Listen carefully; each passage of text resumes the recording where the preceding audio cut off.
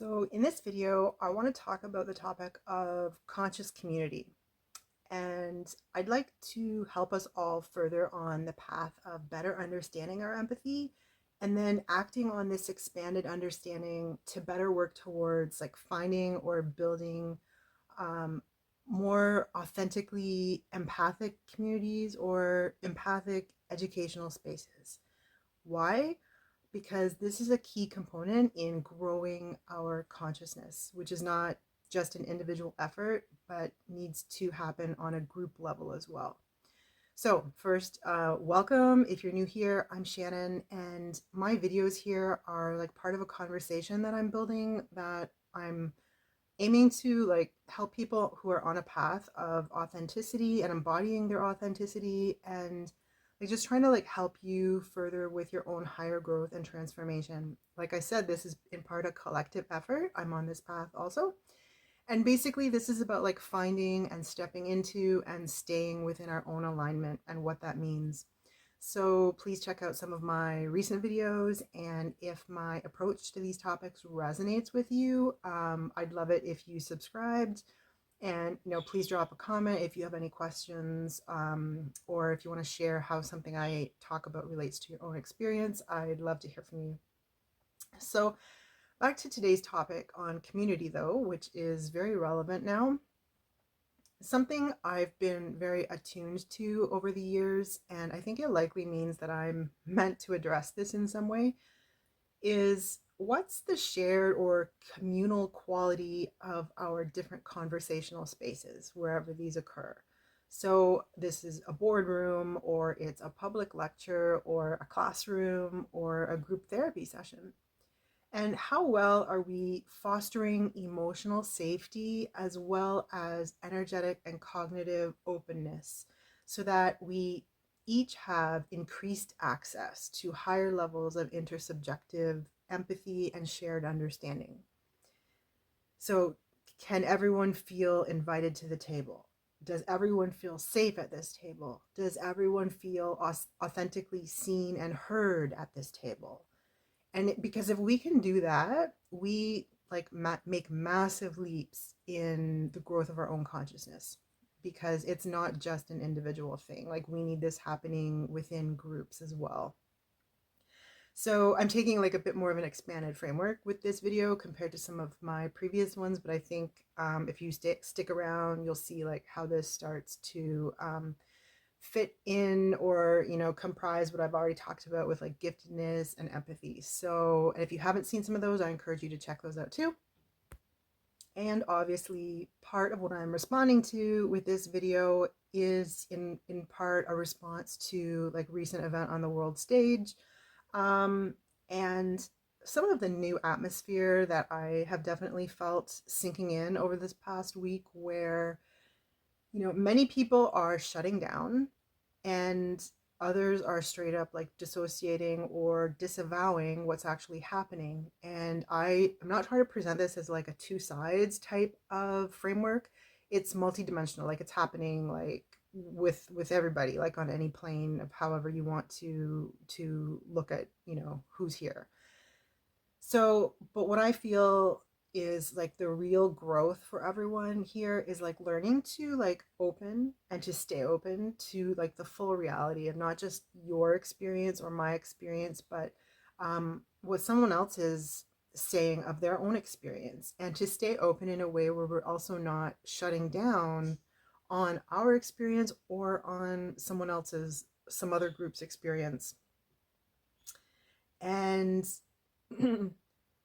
for example, like you can feel this when like your own experience is already going to be invalid in someone's eyes because it's just not part of the picture or the framework that they are even working with yet, or for some other reason like they're already like shut to it.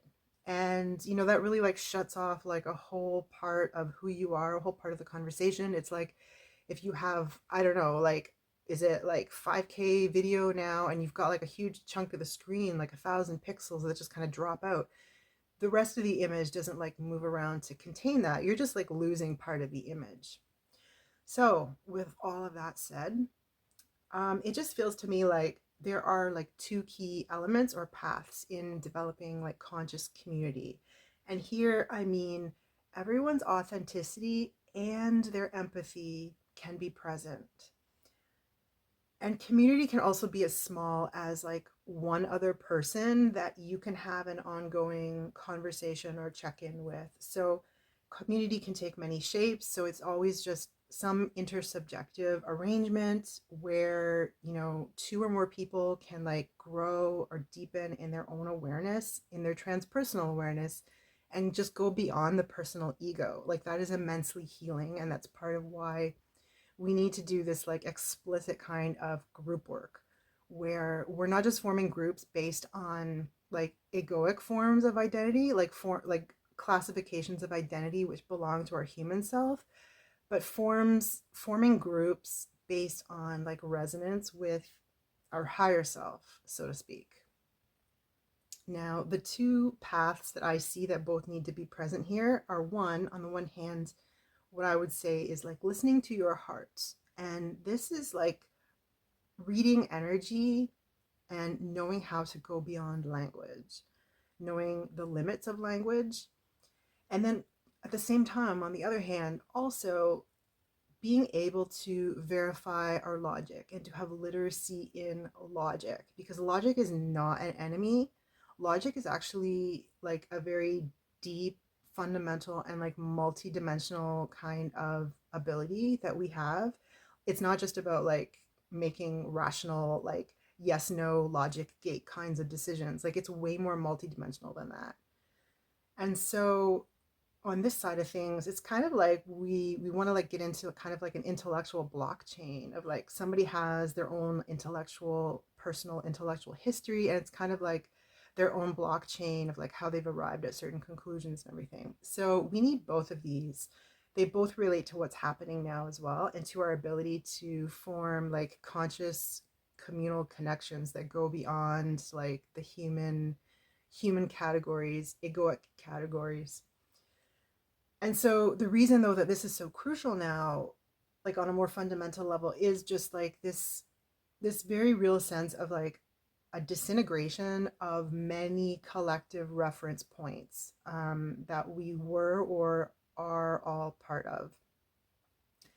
Now, to preface this, I just want to say like this is where I think I would like to suggest that what we're on the point of now, we're past the point of using that trope of like people need to wake up, like we need to wake people up. Like my actual feeling is everyone is already awake, like because everyone is suffering in some set of areas, um and suffering always, it's always on the path of greater awareness. So there are different areas in which we are all suffering, and it means that we are all waking up in different areas and at different rates. And that's not even to say that like one of those is like more advanced or even like more true than the others. But for example, someone could be really intellectually and politically awake, like they may be able to like tell you the whole history of historical materialism, but their heart hasn't really even opened yet, and so they can't really like read a conversation or the energy or direct the conversation on the basis of a shared sense of empathy. Like they're just closed off at that level and you can feel it. And then for a totally different example, maybe someone has like lived in the same town, the small town where they were born, and they haven't experienced other cultures or other contexts, because maybe they have like a chronic illness or disability, yet they have developed such insanely high levels of like intersubjective empathy and compassion. And you know, that's what it's about. It's not about the fact that like they're not in touch with like all the finer points of a 100-year-old conversation that can include like Eastern Europe and South Asia and like Northern Canada. Like that's not the point. And so there are many like layers and levels of waking up, and we're all already on the process of all of that. So it's just safe to assume that everyone is already on this path of awakening. You know, we've also literally got everyone who is like under the age of like approximately 25, like their brain is still in the process of formation, literally. We've got people in their 70s who are going back now for more education or specific types of like training. This is also part of awakening. And on top of all of this, like your dark night of the soul can come visit you at any time and like never leave. um Someone can be in the grips of like a really heavy addiction. They're still on their own path of awakening. They are on a path of suffering that they are trying like desperately hard to control the speed of or the depth of, and the level of addiction is in like direct counterbalance to like how much they need to bring in to feel, how much they need to feel. So it's kind of like zooming in on the fine print and or needing to put it into like super slow motion, and that's what's happening. And so in a roundabout way, what I'm trying to get at is that instead of, or in place of the idea of like common sense, which was always like, that concept always just really, it was like sweeping a whole bunch of assumptions under the carpet. That was like something you could like appeal to so that you don't actually have to like question anything because this is just common sense. But so instead of that, which, you know, that's even disintegrated anyway, honestly, at this point. I think it's just more useful to try to like switch into this framework of like everyone is on their own path of awakening, a very highly individualized path of awakening. So we can't make assumptions about like what they're facing, what lessons they're in the middle of. And so there isn't actually any common sense in the old understanding of that term. The only like sense that we actually have is, or in a shared way, is our like intersubjective co-calibration, our willingness to engage in that co-calibration, which is basically just saying like, hey, do you see what I see? Maybe, I don't know, like this is what I'm seeing, like, oh yeah, that checks out, like that's what I see too. This is a conversation really basic, but like when you bring in like the elements I was talking about, like reading energy, and then you bring in the layer of like true logical literacy, like you can get really precise with it. And that's what like expands the space for like true growth in consciousness, rather than like just repeating the same mental chatter loop, that like a narrative that you already know about. So let's go back to these two paths idea that I brought in here. So first, we need to learn how to read energy. This is absolutely going to be a function of our empathy. And in some sense, our empathy is already a function too of like how much we've let ourselves feel our own suffering. And if we've blocked it out, you know, the universe will just send us something like even stronger, more dramatic, until we're finally feeling everything. And so this aspect of reading energy like also goes back to what I was saying in recent videos on like recognition and resonance. So you might want to watch the previous video if you haven't. And this was all about like, what's a human way to recognize that we're human? So the thing with language is that it's about much more than just word choice or like what the words refer to. It's also a conscious action. Speech is an action, writing is an action, and we take these in a way that embodies a lot of intention and frequency. So when we're learning to go beyond words, a lot of the time, like for example, someone's maybe not using the right word actually, or, you know, we're just using the term differently. We're using the same word but differently. And so going beyond words means like you can read the energy of intention and frequency. Not to say that you have access to someone's intention, because you don't. That's theirs. But you can kind of like see and feel the energetic wake of like where they were going, like where the ship was actually moving across the water. And then the second part of this was the literacy with logic. And here, let me bring in the example of, go back to some philosophy here. The power and knowledge of someone like Socrates was that he didn't work with assumptions. And he also wasn't a dogmatic skeptic. He proceeded by logic, and he, you know, questioned his logic or the logic of his whomever he was in conversation with, at every step. And so this was kind of already like, you know, an original blockchain, like a cognitive blockchain, in a metaphorical sense, because you've got like everyone is welcome at the table. And what we're going to do is the work of being on the same page with each other. We're going to do this intersubjective co-calibration. And if there are discrepancies or apparent discrepancies, we don't move forward until like we work out what assumptions are at play here, and then we check them. Like, is this actually true? How do we know that's true? And can we all see the same thing here? Are we all on the same page before we move on? And so, it's okay to work with shared assumptions once every member is present who is using these assumptions, and we all agree that we've checked these and we agree with the logic. So another really good like illustration here, a couple of them example, a couple of these would be like the game of Go or Othello. And so you've got like these little chips. They could be black and white, but like they could also be like dice with like 6 different colors if you want. And every time you lay one down, that's kind of like making an observation or making a posit, or this is a conclusion I've reached. And yet you can bring in, or someone else can bring in more information to expand the context of that piece of data, if you will, metaphorically. And you can kind of flip it like it's a reversal, and now it's black, because actually when you see it from this context, it doesn't quite look like the same thing as it was.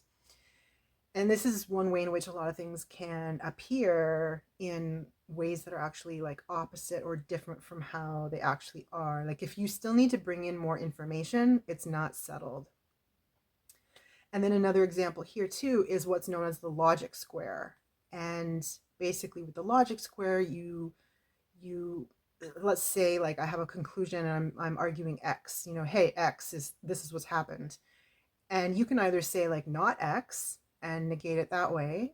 You're staying within the same context then, or you can bring in more information like Y, and you can say, hey, Y. And that kind of also negates X by bringing it onto a higher plane, because now there's more information at play. And you can continue. I mean, you could negate Y if you think like Y is not actually true. Or you can move on to like new levels of this too, because if you're saying you might have X and then you've got like F of X, you're saying something of X now, and you can negate that. Which part of it are you negating, and are you just like bringing in more information to move this to a higher level of understanding, if that makes sense? So I know this has been like a bit more abstract than usual, but like I hope some of this has like piqued your attention or your interest. This is all about like bringing in or caring about the context, and doing this in the aim of having like conscious community, which again is being able to stay energetically open, to stay within your own alignment, to have both authenticity and empathy present. So again, like the real flex like in these times right now, I think is being able to like stay energetically open with your integrated awareness, not to dissociate or disavow, but to stay aligned, and to not let your alignment come at the cost of dissociating. Like if you end up just dissociating or denying or disavowing in order to stay in alignment, like you can't do that long term, right? Because the point is integration. So let me know what you think of that, if that resonates with you, if that's helpful in any way. I would love to know. These are just some of my thoughts. I hope it hasn't been like too random. I've been thinking about this for a while, and definitely over the past like week or so, a lot of the conversations I've been in have really like brought up a lot of these like themes for me. And yeah, this is my response to like trying to stay energetically open with some of the shifts that we're seeing. So thanks for watching, and I'll see you in the comments.